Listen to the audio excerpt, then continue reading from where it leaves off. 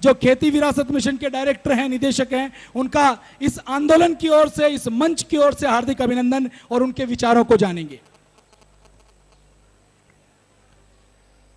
धन्यवाद भाई राकेश जी। मंच पर आसीन मेरे बड़े भाई श्री देवेंद्र शर्मा, मंच पर आसीन अन्य महानुभाव और उपस्थित भाई और बहनों, यहां भारत माता की जय के साथ वंदे मातरम का नारा लगाया जाता है। हम वंदे मातरम कहते हैं। वंदे मातरम में ही आता है सुजलाम सुफलाम, ये सुजला और सुफला धरती की बात आती है। परंतु देश का दुर्भाग्य देखिए कि ना जल वो सुजल रहा, ना फल वो वैसा सुफल रहा, और जिस धरती के लिए हमने मां कह के नमन किया, उस धरती का विनाश स्वयं उसका पुत्र कर रहा है। ऐसी कृषि की नई रचना, ऐसा कृषि का विज्ञान, ऐसी कृषि की व्यवस्था हमें पिछले 50-55 सालों में दी गई। मित्रों, भाई युद्धवीर कह के गए हैं कि देश में किसान आत्महत्या कर रहा है। बाबर किसान आत्महत्याओं का मुद्दा देवेंद्र जी ने भी कहा, राकेश भाई भी कह के गए। लेकिन एक सवाल है कि हर आधे घंटे में देश का एक किसान ही आत्महत्या क्यों करता है? क्या आज तक कभी सुना कि एक पेस्टिसाइड डीलर ने, एक पेस्टिसाइड मैन्युफैक्चरर ने, कीटनाशक बनाने वाले किसी कारखाने के मालिक ने आत्महत्या की हो? किसी खाद के कारखाने वाले ने आत्महत्या की हो? किसी एग्रीकल्चर यूनिवर्सिटी के प्रोफेसर को बहुत शर्म आई हो किसानों की दुर्दशा पर, उसने आत्महत्या की हो? नहीं।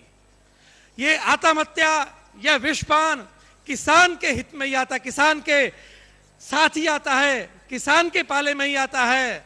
यह एक सवाल खड़ा करता है कि वर्तमान कृषि तंत्र कहीं ना कहीं बहुत गहराई से गड़बड़ है, वो बहुत गहराई से किसान विरोधी है, वो बहुत गहराई से प्रकृति विरोधी है।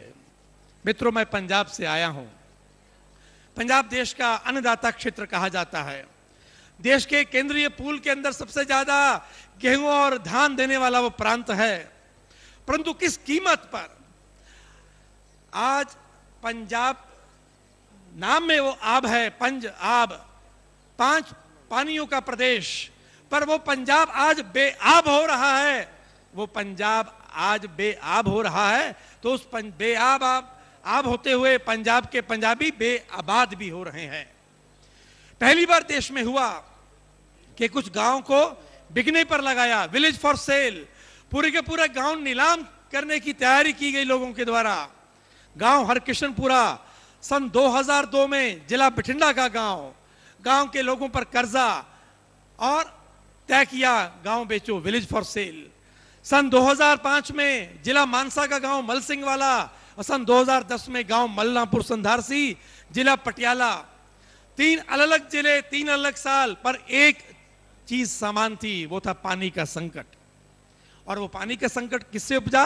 आधुनिक कृषि तंत्र से, कृषि के नए विज्ञान से, कृषि की नई चीजों से जो किसान को सिखलाई गई, जिससे जो किसान धरती को माता मानता है, भूमि माता पुत्रों पृथ्विया, यहां लिखा गया है।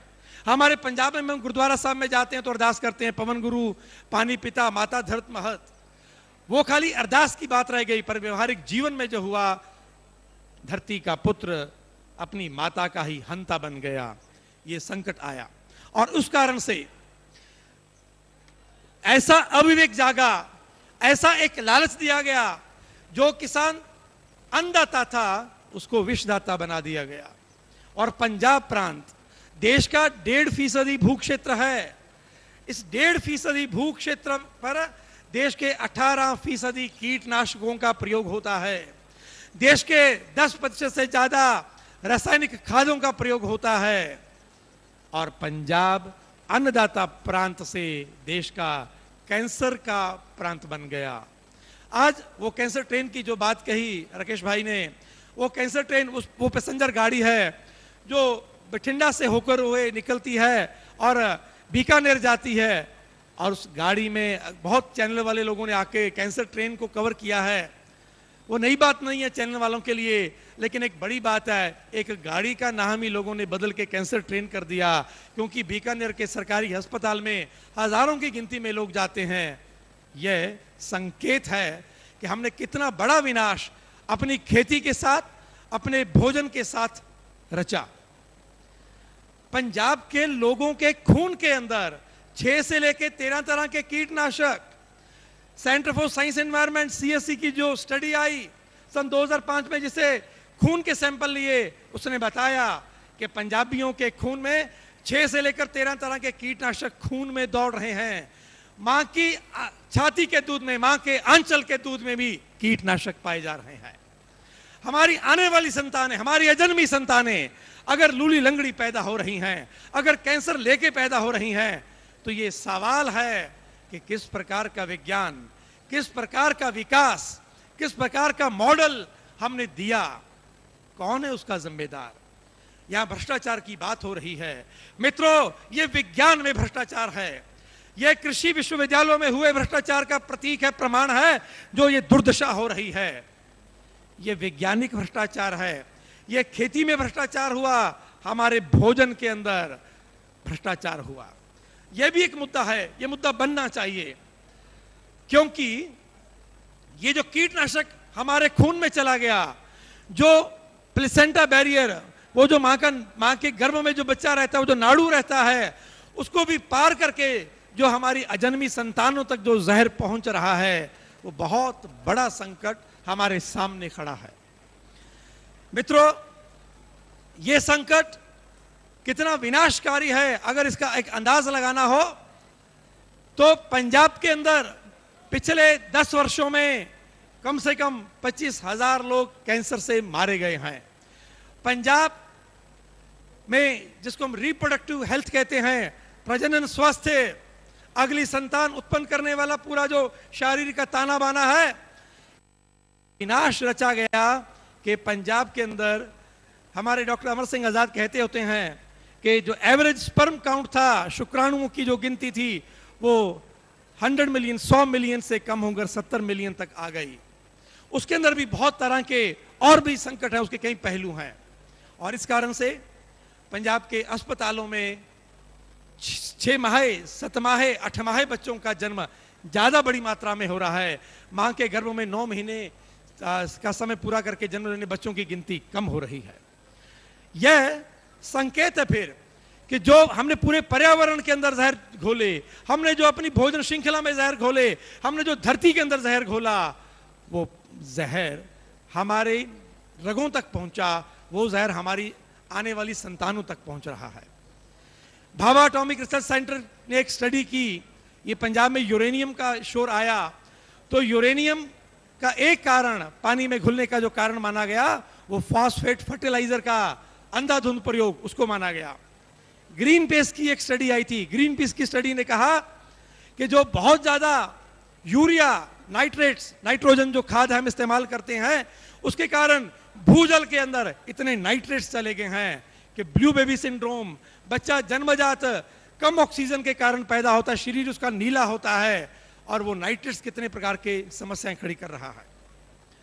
मित्रों, यह सवाल खड़ा होता है कि ये कैसा विज्ञान आया, ये कैसा पूरे का पूरा सिस्टम आया, जिसने एक तरफ स्वास्थ्य का संकट खड़ा किया और दूसरी तरफ किसान को आत्महत्या दी। मैं ये भी एक कहना चाहूंगा, कहा जाता है कि हरा इनकलाब, हरित क्रांति ने देश को खाद्यान्न के मामले में आत्मनिर्भरता दी है। मित्रों, जरा गौर कीजिएगा, आत्मनिर्भरता ये नहीं है। हमारे भीख के कटोरे में पहले कभी अनाज होता था, आज रासायनिक खाद है। भारत अपने प्रयोग का 40% यूरिया इंपोर्ट करता है, 97% फास्फोरस जो है वो इंपोर्ट करता है, और 100% पोटाश इंपोर्ट करता है। एनपीके के इंपोर्ट के ऊपर वर्तमान कृषि जो है वो खड़ी है। आप इंपोर्ट जरा 2 महीने के लिए ना करो, फिर देखो कहां जाता है, वो नष्ट हो जाएगा। और ये जो सरकार कभी 5,000 करोड़ से शुरू हुआ था, अब बीच में कभी 1 लाख करोड़, कभी वार्षिक जो सब्सिडी जाती थी रासायनिक खाद के ऊपर, केमिकल फर्टिलाइजर पर, मित्रों, जरा अंदाज लगाया जाए, क्या किसी केमिकल फर्टिलाइजर सब्सिडी का एक पैसा भी किसी किसान की जेब में जाता है? नहीं जाता। हमारे जो और किसान नेता है, जो मुझसे बाद में बोलेंगे, विद्वान लोग, वो बता सकते हैं, उसका तो एक पैसा तक किसान की जेब में नहीं जाता, वो पैसा तो कंपनियों को ही जाता है। और हम किसको सब्सिडाइज कर रहे हैं? जहर को, जहरीले होते हुए भोजन को, जहरीले होते हुए वातावरण को, जहरीले होते हुए पानी को, और कैंसर को हम सब्सिडाइज कर रहे हैं। ये पूरी व्यवस्था के ऊपर सवालिया निशान है कि ऐसे कैसे चल सकता है कि हम अपना पैसा देके, सब्सिडी देके कैंसर से लेकर तमाम तरह की बीमारियों को निमंत्रण दें। मित्रों, ये बहुत बड़ा षड्यंत्र है, ये बहुत बड़ी एक सवाल है, और इस सवाल का सीधा रिश्ता देश की खाद्य और कृषि संप्रभुता से है। बहुत लोगों ने हेनरी किसिंजर साहब का नाम सुना होगा। अमेरिका के विदेश मंत्री होते थे। अमेरिका के विदेश मंत्री साहब ने एक डॉक्ट्रिन, एक सिद्धांत दिया जिसको किसिंजर डॉक्ट्रिन कहा गया। और किसिंजर साहब ने कहा था, you control the petrol, you control the Nations, you control the food, you control the people. आप पेट्रोल पे काबिज हो जाइए, देश, राष्ट्र, सरकारें वो आपके कब्जे में हो जाएंगी। आप रोटी पे कब्जा कर लीजिए, पूरी देश की पूरे दुनिया के जो लोग हैं वो आपके मुट्ठी में आ जाएंगे, कब्जे में आ जाएंगे। मित्रों, हरा इनकलाब उसी control the food, control the people का ही विस्तार है। ये उसी को अमली जामा पहनाने का काम है। इसीलिए ये जो देवेंद्र भाई साहब ने कहा कि बीटी ब्रिंजल वाली बात आई है, बीटी बैंगन वाली बात आई है, पार्लियामेंट्री स्टैंडिंग कमेटी ने रिपोर्ट भी दी है, ये सभी जीएम फसलें और तमाम हरे इनकलाब की तकनीकें, control the food, control the people, दुनिया के अंदर एक नए तरह का कृषि साम्राज्यवाद, भोजन का साम्राज्यवाद, रोटी का विस्तारवाद, रोटी का बस्तीवाद, रोटी का साम्राज्यवाद लादने की तैयारी है। ये उसी का विस्तार है।